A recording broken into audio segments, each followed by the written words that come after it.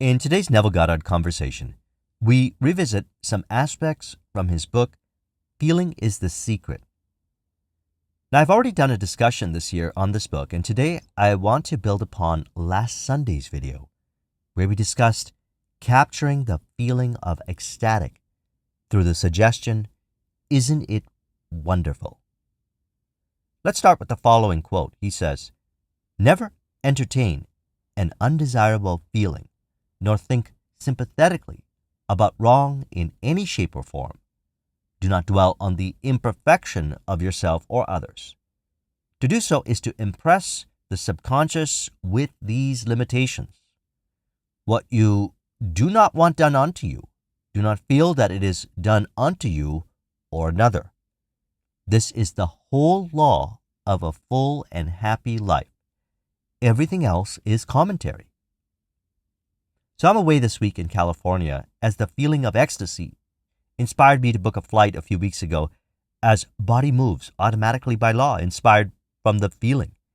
And since last week's conversation, I practiced higher awareness of the feeling aspect and observed it reflect as corresponding experiences. And I recommend noting these kinds of experience for you as well.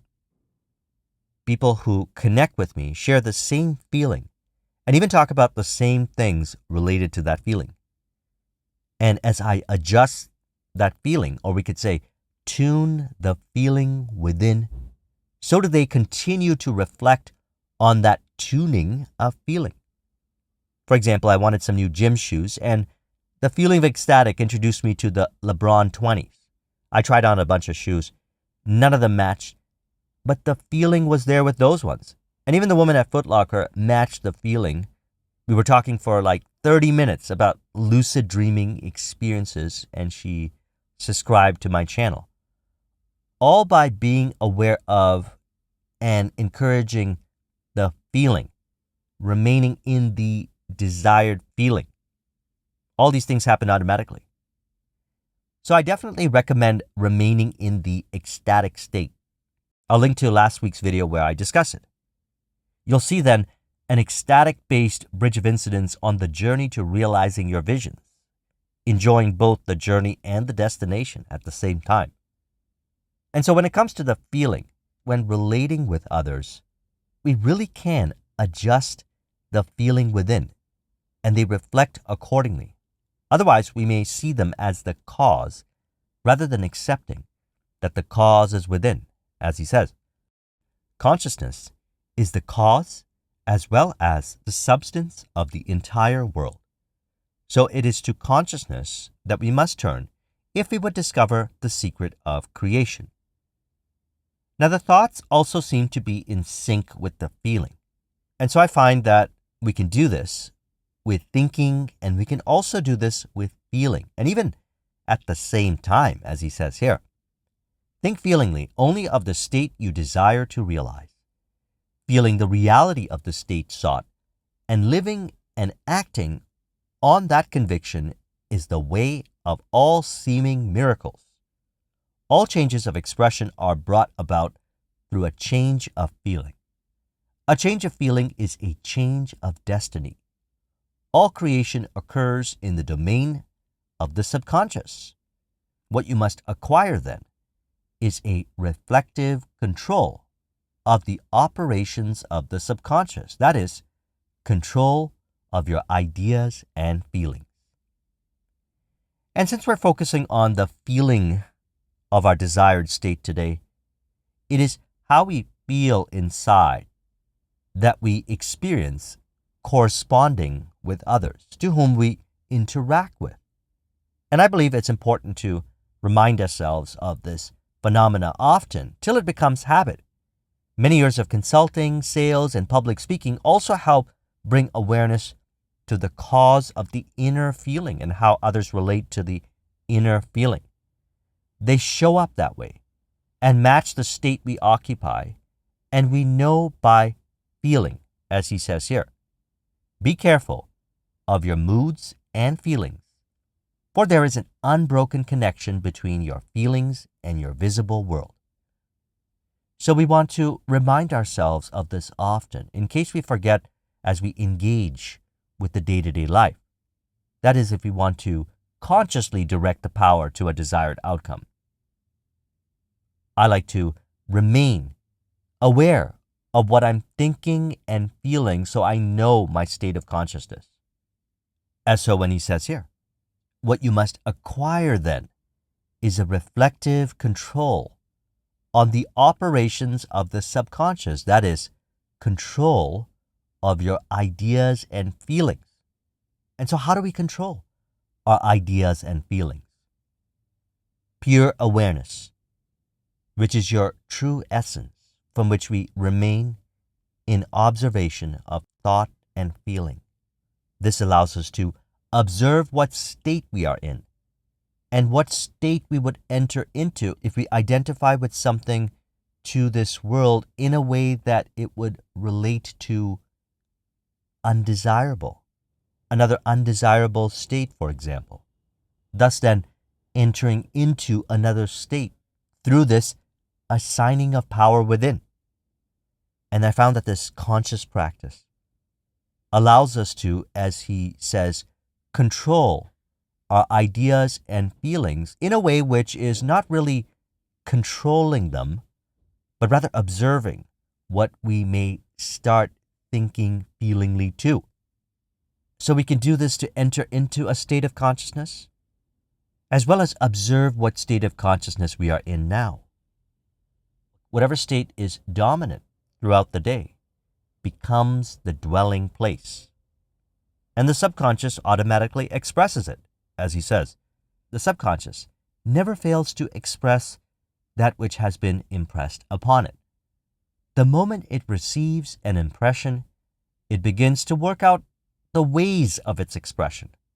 It accepts the feeling impressed upon it, your feeling, as a fact existing within itself, and immediately sets out to produce in the outer or objective world the exact likeness of that feeling.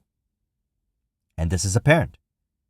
Another benefit of being aware of how we feel is if we notice we don't feel the way we want, for whatever the reason may be, we can let the world be by disentangling ourselves from the evidence of the senses in the moment of reactivity. I find that the unnecessary controlling, trying, and forcing, which is not accepting the present moment as is, actually causes us to resist and thus persist in the undesirable state. Which what we want to do then is release the psychological grip back into the desired state. And so we return to the feeling, simply put, exactly like how he says here. To impress the subconscious with the desirable state, you must assume the feeling that would be yours had you already realized your wish. And what about others, the world, and the experiences? We don't worry about those details. They get taken care of. It's done for us and taken care of by the subconscious, as he says here. The moment it receives an impression, it begins to work out the ways of its expression. It accepts the feeling impressed upon it and immediately sets out to produce in the outer or objective world the exact likeness of that feeling. And this is one of the important aspects I found when applying the information from Feeling is the Secret. The worrying of how it's going to happen is not cohesive to the feeling that would be yours had you already realized your wish. Now, subconscious refers to the sphere of consciousness that we may not be consciously aware of yet. Certainly we become more aware of its workings in life, which is why you may know something now which was not understood before. You have become more aware of not only what is in the subconscious, but also how it works. This is becoming more aware of the cause and effect relationship, and to simplify it, the cause is within. You assume that's the way it is, and it happens, as stated in the Bible. As you believe, so it shall be done unto you, as he says here. The conscious generates ideas and impresses these ideas on the subconscious. The subconscious receives ideas and gives form and expression to them. So in summary thus far, you can capture a feeling like we discussed in last week's Neville discussion. Isn't it wonderful? And that's what I like to do, as it includes many things. They show up as pleasant surprises. So when you experience them related to that feeling, if you're like me, you can't help but acknowledge, isn't it wonderful? And this is true for any state of consciousness. They include all the little things and experiences related to them. You see, applying this information regularly as a way of life has a profound effect on your consciousness. You are able to observe without reacting, and you're able to remain in your desired state longer, which in relation to isn't it wonderful, has so many pleasant surprises that show up, and if anything shows up that once seemed to cause you to react into an undesirable state, it won't. And you may feel neutral about it, and you'll actually find that things and experiences from the past undesirable states won't be there anymore. This is mastery of self-control, as he says here. Mastery of self-control of your thoughts and feelings is your highest achievement. And I like this. A worthy ideal, a highest achievement. And I like to encourage this for you as well. He then goes on to say, however, until perfect self-control is attained, so that in spite of appearances, you feel all that you want to feel, use sleep and prayer to aid you in realizing your desired states. So we can apply this information to a point where we have such a high degree of self-mastery that in spite of appearances that seem, and that's the key word, seem to conflict with your desired feeling, in which through that interpretation we may bring ourselves into an undesirable state, instead we are able to recognize the meaning in the moment and release it, to remain in the state of consciousness of the wish fulfilled in relation to what he said here. Consciousness is the cause as well as the substance of the entire world. So it is to consciousness that we must turn if we would discover the secret of creation. So we are always aware of what we are conscious of being, our state of consciousness, by what we think and feel. And so if one falls out of the desired state for whatever the reason may be, discover that belief being reacted to and change it by imagining what implies that you already are the person you desire to be. And this can be done with the use of prayer and borderline sleep, as he says here. Night after night, you should assume the feeling of being, having, and witnessing that which you seek to be, possess, and see manifested. Never go to sleep feeling discouraged or dissatisfied. Never sleep in the consciousness of failure. And so for years, many years actually, I practiced this and continue to do so because it's been so effective. To go to sleep feeling like everything was ideal for the day, and tomorrow is going to be ideal. The ideal feeling encompasses all. As a matter of fact, I can't remember where I read it a while back, something about never going to sleep in a mood that would not be ideal, that you carry those instructions into the subconscious. So I always make sure I do it, and I recommend it for you as well. So when it comes to prayer in a state akin to sleep, he says, prayer, like sleep, is also an entrance into the subconscious. When you pray, enter into your closet, and when you have shut your door, pray to your Father which is in secret, and your Father which is in secret shall reward you openly. Matthew 6:6. Prayer is not so much what you ask for as how you prepare for its reception. Whatsoever things ye desire, when ye pray, Believe that you have received them, and ye shall receive them. Mark 11:24. He says the only condition required is that you believe that your prayers are already realized. Your prayer must be answered if you assume the feeling that will be yours were you already in possession of your objective. So that's what we do.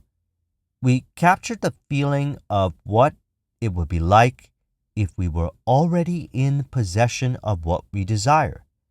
That's a form of prayer. You can imagine it or use autosuggestions as well, whatever you'd like. At times, like he said, I like to capture the feeling and remain in it as I fall into sleep. The subconscious then takes care of the rest.